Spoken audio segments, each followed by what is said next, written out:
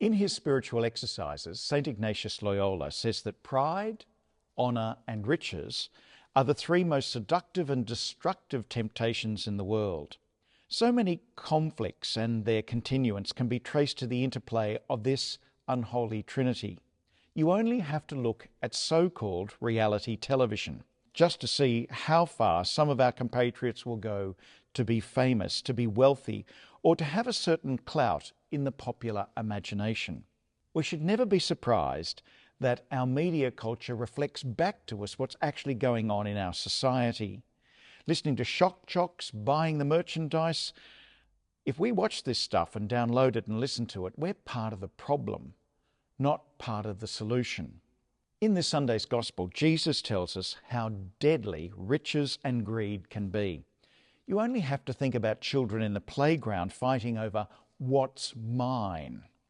We know families who have fought over the estate of someone who's died, the number of friends who have fallen out over even small amounts of money, colleagues who no longer speak to each other because of a failed investment, and nations who have gone to war to get what their neighbours have. The issue with money is not having it, because money, and along with health, education and welfare that flow from it, they're a good thing, whereas poverty is an evil that God wants wiped off the face of the earth.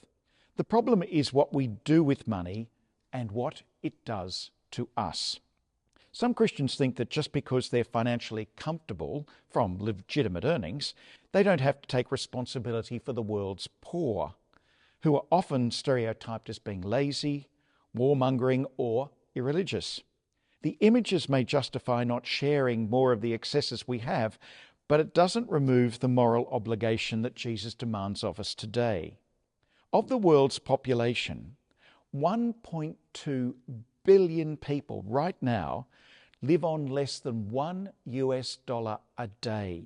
On average, 26,000 people die of malnutrition or its effects. We've been able to feed everybody in this world since 1958. We choose not to. Not that you and I make that as a personal choice, but collectively, the richest countries in the world, which constitute just 30% of the world's population, are consuming 70% of the world's resources. That's not just, it's not fair, and morally it's not right. So when we're faced with the enormity of the world's poverty, the bad spirit convinces us that there's nothing we can do about it, and it's not true.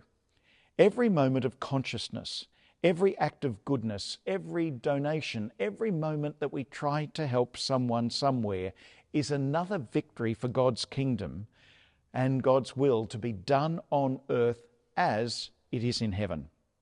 No one can pretend, however, that sharing is easy and that throwing money at a problem will always solve it. It won't.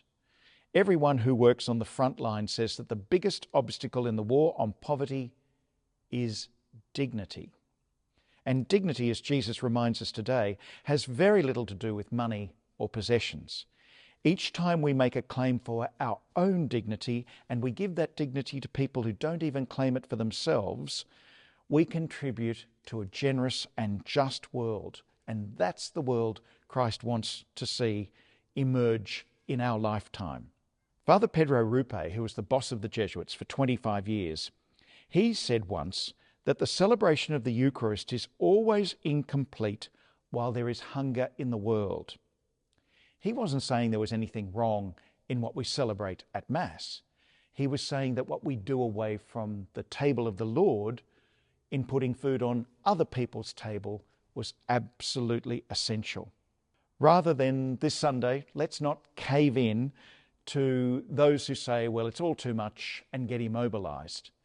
Let's have the energy to go and create a world that bestows dignity on all people and share the bounty that we have and the possessions we might enjoy so that all people might have a claim on all God's world and its resources.